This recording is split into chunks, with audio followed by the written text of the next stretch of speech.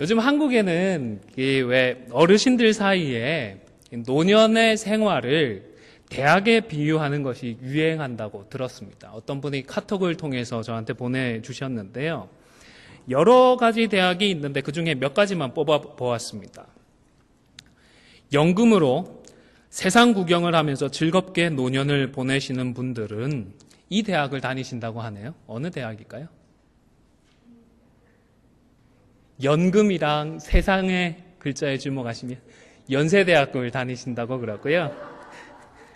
또 이 노년 생활을 하시면서 아주 고상하게 여행을 다니시는 분들은 어느 대학을 다닌다고 그럴까요? 네, 고려대학을 다닌다고 그러십니다. 서로 위로하면서 강하게 사시는 분들은 어느 대학을 다니실까요? 서강대학교, 네, 서강대학을 다니신다고 하고요. 그 중에서 요즘 최고로 치는, 최고로 좋은 대학은 해피하게 평생 병 안 걸리는 대학이라고 하는데요. 혹시, 네, 해병대라고 그럽니다. 그저 말장난이네 하고 웃어 넘길 수도 있겠지만, 우리 어르신들의 바람이 좀 드러나는 그런 표현들인 것도 같고, 또 우리의 기도 제목을 삼을 수도 있겠다 싶습니다. 어르신들뿐만 아니라 우리 모두가 해피하고 또 영육간에 큰 질병 없이 건강해서 하나님께서 불러주시는 그날까지 사명을 잘 감당할 수 있도록 서로가 서로를 위해서 기도하는 기도의 동력자들로 바로 설 수 있기를 주님의 이름으로 축원을 드립니다. 우리가 누군가의 이름을 들으면 왜 대학 이름도 이렇게 딱 떠오르면 떠오르는 이미지들이 있잖아요. 연세대학교 하면 연세대 특유의 그 학풍이 떠오르고, 고려대 하면 또 생각나는 그런 고려대만의 이미지들이 있습니다. 트럼프 하면 이 사람이 가지고 있는 이미지가 있고, 또 북한의 김정일 하면 그 사람에 대한 우리 나름의 이미지들이 있습니다. 여러분, 하나님 하면 어떤 이미지가 떠오르세요? 여러 가지 우리의 경험에 기초해서, 신앙 경험에 기초해서 하나님에 대한 이미지들이 있겠지만, 특별히 그 중에서도 하나님 하면 사랑의 이미지, 그리고 공의의 이미지, 이 두 가지 이미지가 떠오르지 않나 생각을 합니다. 단순히 이미지만 그런 것이 아니라 우리 하나님의 여러 속성들 중에서 주된 속성이 바로 이 사랑이고 공의이기 때문입니다. 하나님은 공의의 하나님이셔서 죄를 미워하시죠. 그래서 죄인을 벌하시고 반드시 심판하십니다. 그런데 동시에 하나님은 사랑이십니다. 그래서 죄인을 구원하십니다. 사실 우리의 이성만으로 생각하면 이 사랑이라고 하는 것과 공의라고 하는 것이 모순되고 충돌될 때가 많아 보입니다. 과연 이것이 공존할 수 있을까라는 생각이 듭니다. 그저 적당한 선에서 절충하는 것이 최선이 아닐까, 그런 생각을 하게 되는 것입니다. 성령에 속한 사람이라는 이동원 목사님이 쓰신 책에 한 일화가 소개되어 있었는데요. 제가 좀 더 간략하게 정리를 했습니다. 미국의 한 작은 도시에 두 형제가 있었는데 좀 불량하기로 그냥 건달 같고 깡패 같은 그런 두 형제가 있었는데, 또 용하게도 이 친구들이 매주 교회는 꼬박꼬박 출석을 했다고 합니다. 그런데 형이 그만 불의의 사고로 먼저 세상을 떠났습니다. 그래서 교회 출석하고 있었으니까 목사님을 찾아가서 형의 장례를 부탁하면서 좀 무리한 부탁을 했습니다. 목사님, 우리 형 장례식 인도를 하면서 우리 형이 성자였다는 얘기 한마디만 좀 해 주십시오. 깡패처럼 살다가 사고로 죽었는데 그 사람을 성자라고 말한다는 게 좀 그렇지 않습니까? 거짓말이잖아요. 저 같으면 어떻게든 좀 상처받지 않게 거절을 했을 것 같은데, 이 목사님은 지혜가 있으셨습니다. 내가 그렇게 해주마 대답을 하셨고, 그리고 장례식에서 고인의 행실에 대해서 언급을 하다가 다음과 같이 성자라는 단어를 언급했다고 합니다. 이분은 지금 살아있는 동생에 비교하면 분명한 성자였습니다. 이 무리한 부탁을 하는 동생을 꼬집으면서 그래도 그 동생의 부탁을 받아들여서 성자라는 표현을 했던 것입니다. 건달과 성자, 이 타협할 수 없는 두 단어를 지혜를 가지고 이렇게 표현을 했던 것입니다.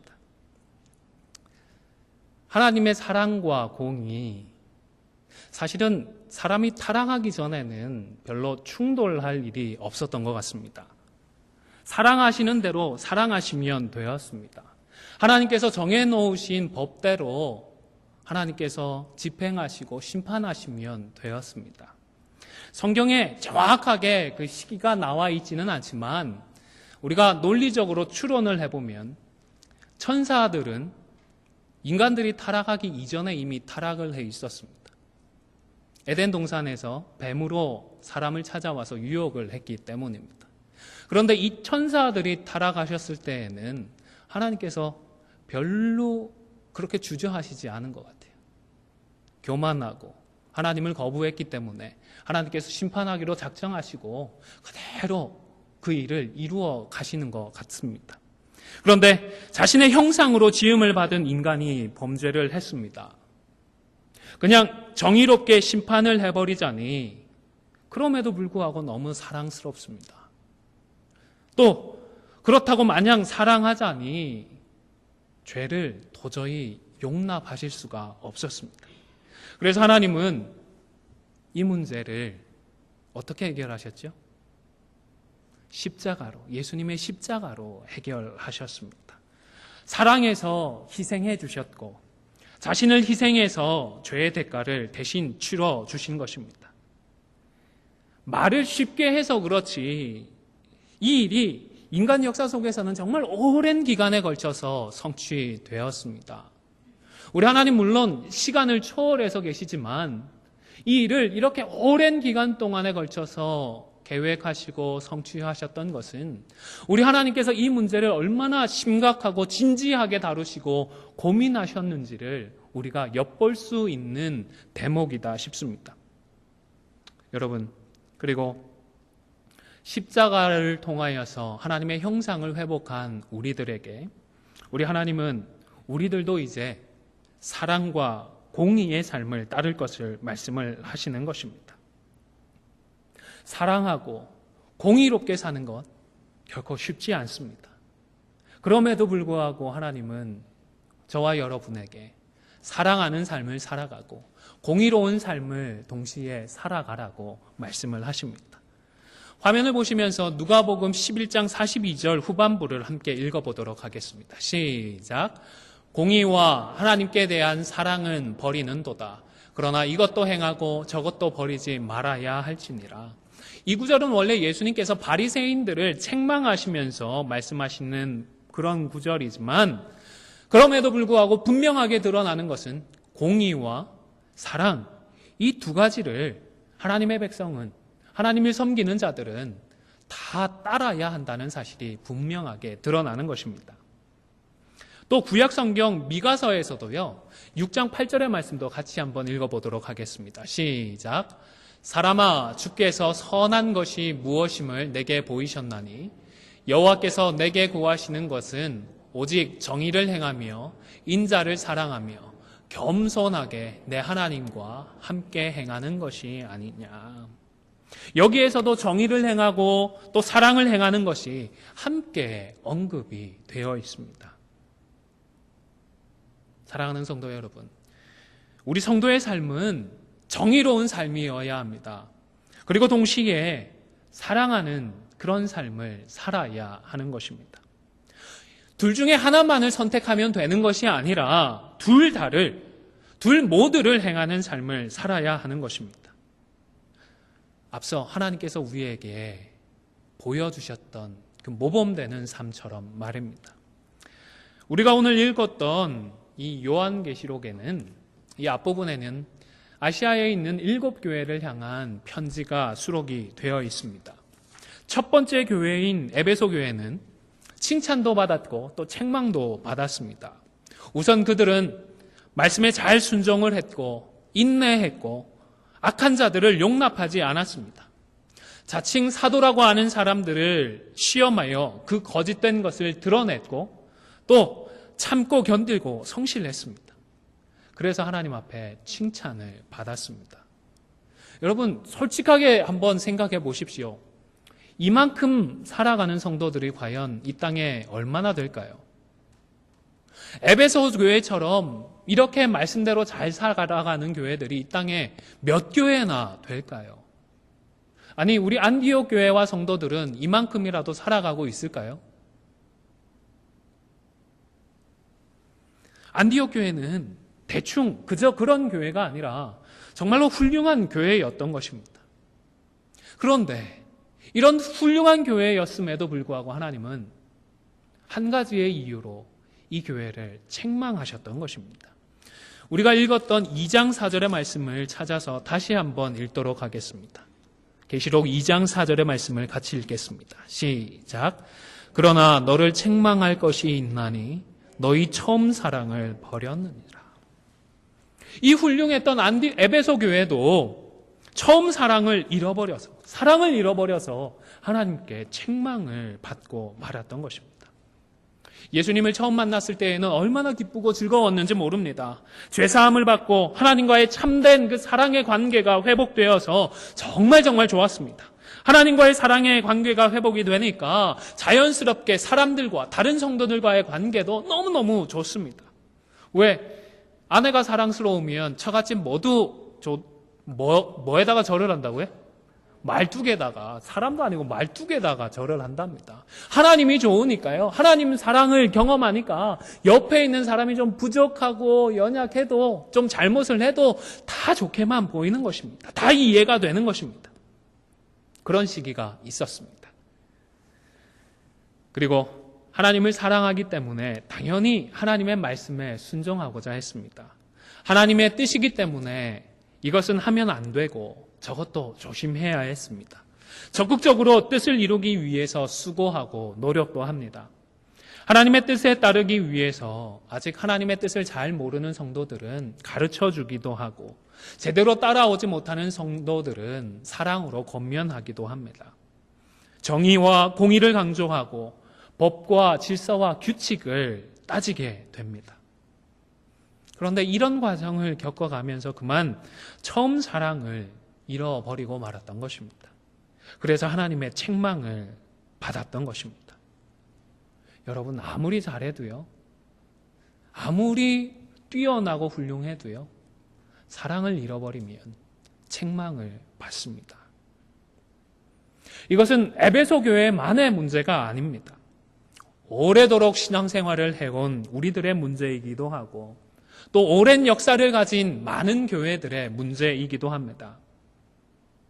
교회와 성도들이 경우에 맞는 말들을 참 잘합니다. 그런데 뭔가 아쉬움이 좀 남습니다. 그 말에서 따뜻함이나 애정이나 사랑이 느껴지지 않기 때문입니다. 다른 성도들을 세우고 키우고 자라나도록 하기 위한 것이 아니라 그저 규칙만 이야기하고 전통만 이야기하는 것 같습니다. 교회 규칙이나 전통이라고 하는 것들이 사실 왜 있습니까? 성도들을 위한 것 아닙니까? 그런 규칙들이요, 우리 하나님 그런 규칙들 위에 계십니다. 그런 규칙들보다 훨씬 크고 광대하신 분이십니다. 하나님을 위해서 그런 것들이 있는 것이 아닌 것입니다. 주객이 전도되어 버리고 있는 것입니다. 사랑하는 성도 여러분, 누가 뭐래도 교회와 성도는 정의로워야 합니다. 법과 질서를 따라야 합니다. 그러나 동시에 사랑해야 합니다. 정의롭기만 하다면 사랑을 잃어버렸다고 우리 주님은 책망하시는 것입니다. 반면에 두아디라 교회는 나중의 기가 처음 것보다 많은 것으로 칭찬을 받았습니다. 계시록 2장 19절의 말씀도 우리 다시 한번 펴서 같이 읽도록 하겠습니다. 400페이지에 있습니다. 계시록 2장 19절입니다. 시작. 내가 내 사업과 사람과 믿음과 섬김과 인내를 아노니 내 나중 행위가 처음 것보다 많도다. 용두사미에 그치지 않았습니다. 오히려 더 나은 나중의 모습을 하나님께 인정을 받았습니다. 그러나 그럼에도 불구하고 이 두아디라 교회 역시 하나님께 책망을 받았습니다. 자칭 선지자라고 하는 여자 이세벨을 용납했고, 그래서 이 사람이 성도들을 꾀어 행음하고 우상의 제물을 먹게 된 일이 있었기 때문입니다. 다른 서적들을 좀 참고해 보니까 그 여자의 실명이 이세벨이었던 것은 아닌 것 같고, 성경 안에서 이세벨이라고 하는 사람이 가진 그런 상징적 의미 때문에 이렇게 표현을 했던 것이 아닌가 싶습니다. 구약에서 이세벨은 아합 왕의 아내였습니다. 그런데 이스라엘 안에서 여호와 신앙을 제거하고 바알 신앙을 퍼뜨렸던 그런 인물입니다. 왕이었던 그 남편의 힘을 이용해서 하나님의 선지자들을 죽이고 대신에 진멸해야 할 바알과 아세라의 선지자들을 보호해 주었습니다. 이 사람처럼 두아디라에 들어왔던 한 여성은 성도들을 현혹했습니다. 그리고 당시의 태폐적인 문화를 그대로 끌어들였습니다. 성도들과 음행을 했고 우상의 제물들까지 먹게 만들었던 것입니다. 과거 이스라엘을 타락시켰던 이세벨과 똑같은 짓을 했던 것입니다. 여러분, 그런데 이상하지 않으십니까? 사업과 사랑과 믿음과 섬김과 인내로 인정을 받았던 분들인데 어떻게 이런 일로 하나님께 책망을 받게 되었을까요? 처음에만 사랑이 있었고 믿음이 있었다라는 것이 아니라 오히려 처음의 믿음보다, 처음의 사랑보다 나중의 믿음과 사랑이 더 뛰어났다라고 인정을 받았는데 어떻게 행음함과 우상 숭배에 걸려 넘어지고 말았을까요? 두아디라의 교회 성도들은 사랑을 강조했지만 그만 법과 질서, 정의와 공의는 소홀하고 말았던 것입니다. 예수 믿겠다고 하니까 과거의 구습을 청산하고 말씀에 따른 새로운 삶을 확인하고 검증하는 데는 다소 소홀했던 것입니다. 믿겠다는 말만 듣고 당시 두아디라 지역에 팽배했던 그 음행과 우상 숭배를 철저하게 버린 것을 확인하지 못했던 것입니다. 말씀으로 지도하고 양육하면서 구습에서 벗어나는 것을 확인해야 했지만 좋은 게 좋다고 할까요? 아니면 그저 사랑으로 용납하기만 했다고 할까요? 여러분, 좋은 게 좋은 것이 아닙니다. 사랑과 믿음으로 인정받는다고 하더라도 법과 정의가 무너지면 사랑을 잃어버린 것과 마찬가지로 우리 하나님 앞에서 책망을 받게 되는 것입니다. 사랑하는 성도 여러분, 사랑과 공의의 하나님을 우리는 섬기고 있습니다. 그리고 그 하나님께서 당신의 자녀답게 저와 여러분에게도 사랑하는 삶을 살아가고 또 공의로운 삶을 동시에 살아가라고 말씀을 하십니다. 바라기는 하나님의 자녀답게 서로를 사랑하는 삶을, 그리고 하나님 앞에서 성도들 앞에서 동시에 정의롭고 공의로운 삶을 살아갈 수 있는 저와 여러분이 다 되시기를 주님의 이름으로 간절히 축원을 드립니다. 여러분, 그런데 이 두 가지를 동시에 지키기가 참 쉽지 않은 것 같습니다. 우리 하나님도 그렇게 고민하고 고심하셨잖아요. 우리에게도 지혜가 필요합니다. 그렇기 때문에 무엇보다 기도해야죠. 하나님께서 지혜를 주시도록 하나님의 뜻을 분별할 수 있도록 기도해야 합니다. 그리고 기도할 뿐만 아니라 대화를 해야 합니다. 다른 지체들과의 대화를 통하여서 우리가 지혜를 배울 수 있기 때문입니다. 이 사랑과 공의 중에서 어느 한쪽으로 쏠리는 것은 우리의 개인적인 기질과도 좀 관련이 있는 것 같습니다. 성경을 보더라도 사도 요한 하면 떠오르는 이미지와 또 야고보 하면 떠오르는 이미지가 좀 다르지 않습니까? 두 분이 쓰신 서신들도 보면 그 내용이 성격이 다소 다릅니다. 사도 요한은 이 요한 서신서들을 보면 어떤 마음이 강조가 되죠? 사랑입니다. 얘들아 사랑하자, 우리 사랑해야 한다, 하나님 사랑이시다, 사랑해야 한다, 온통 사랑 얘기로 가득 차 있는데, 그런데 야고보의 편지는 또 어떻죠? 법과 질서를 강조합니다.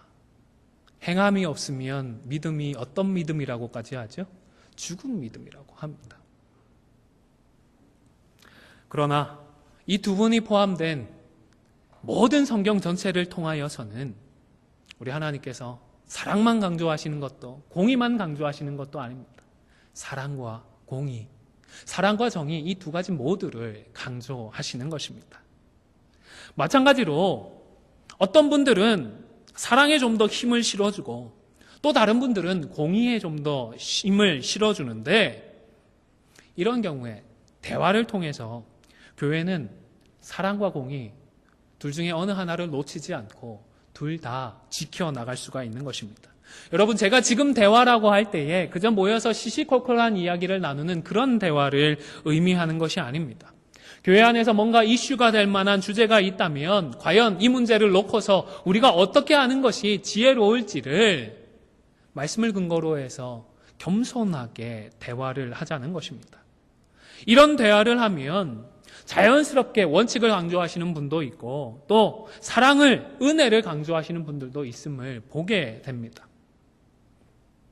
다 똑같지 않습니다. 다 생각이 똑같지 않습니다. 다 다릅니다.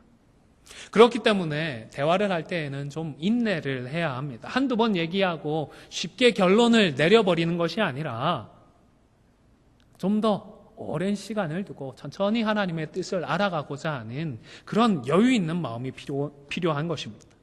시간도 걸리고 또 피곤하기도 합니다. 그래도 시간을 가지고 기도하면서 대화를 이어가야 하는 것입니다.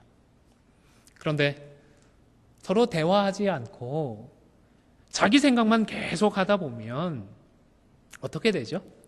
착각에 빠집니다. 내 생각이 절대적이라고 착각합니다. 나만 옳다고 생각을 합니다. 정말 자기만 옳은 줄 아는 것 같습니다.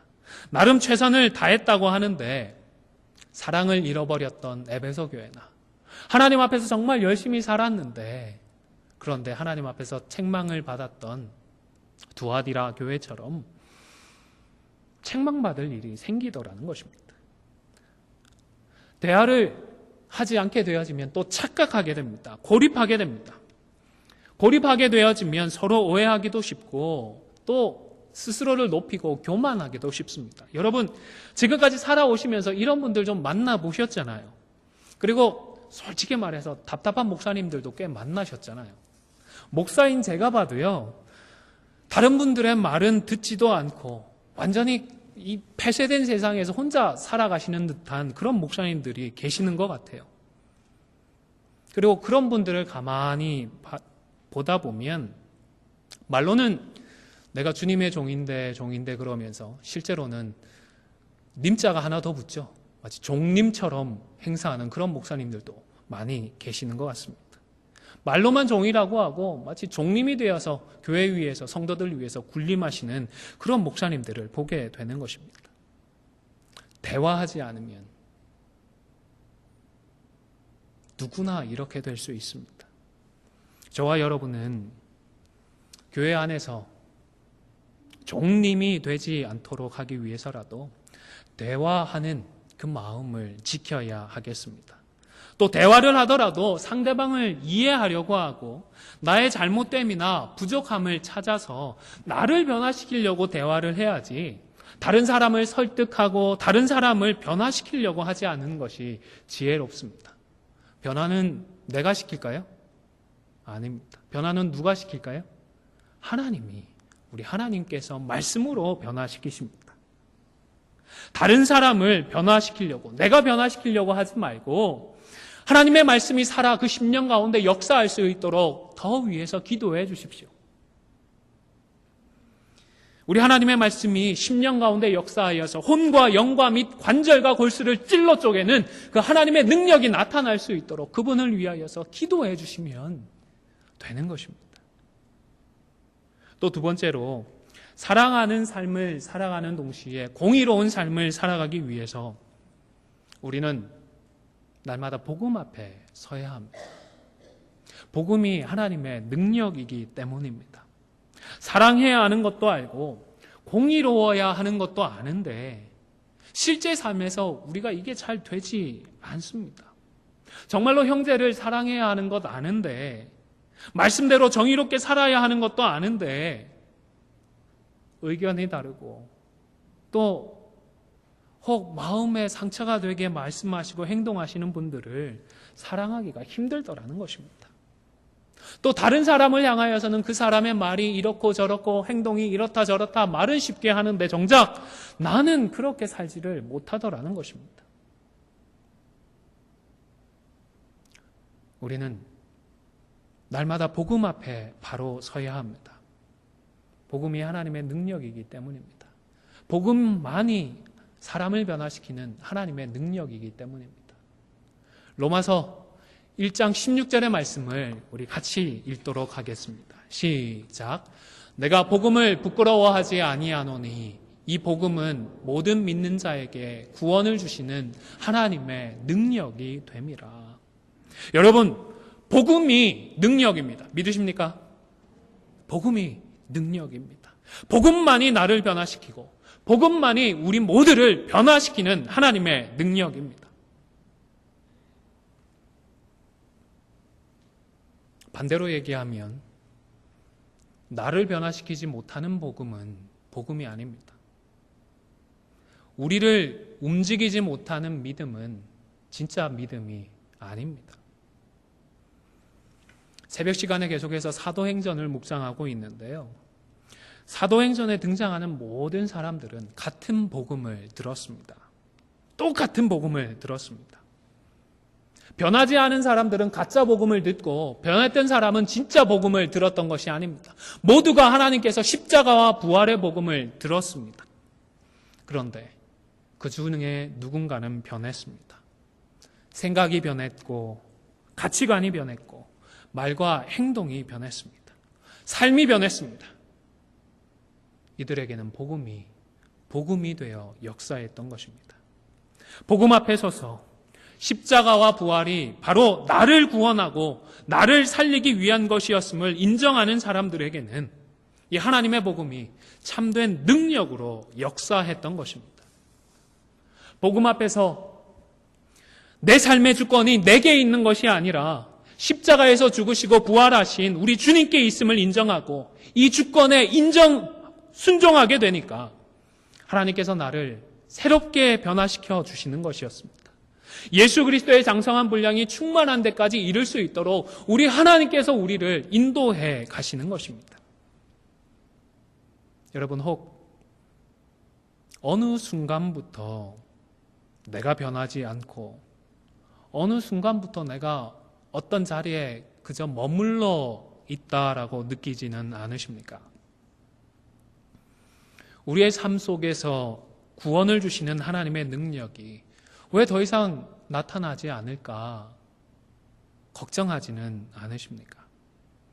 또 내 생각이 어느새 굳어져 있고 내 생각만이 옳다라는 아집에 갇혀버리지는 않으셨습니까? 나를 변화시키고 나의 심령을 새롭게 하시는 복음 앞에 새롭게 서야 합니다. 날마다 이 복음을 마주해야 합니다. 주님이 무엇을 위해서 십자가를 지시고 무엇을 위해서 부활하셨는지를 확신하고 이 십자가와 부활의 주님을 위하여서 이 하루, 다시 주어진 이 하루 동안 내가 어떤 삶을 무엇을 위해서 살아야 하는지를 점검해야 하는 것입니다. 꼭 기억하시기를 바랍니다. 나를 변화시키는 복음이 진짜 복음입니다. 나를 움직일 수 있는 믿음이 진짜 믿음입니다. 이제 말씀을 마무리하고자 합니다. 우리 성도는 사랑하는 삶을 그리고 동시에 공의로운 삶을 살아야 합니다. 잘하는 한쪽에 대해서는 칭찬을 받지만 못하는 다른 한쪽 때문에 책망도 받게 되기 때문입니다. 그리고 이것을 위해서 우리는 지혜가 필요합니다.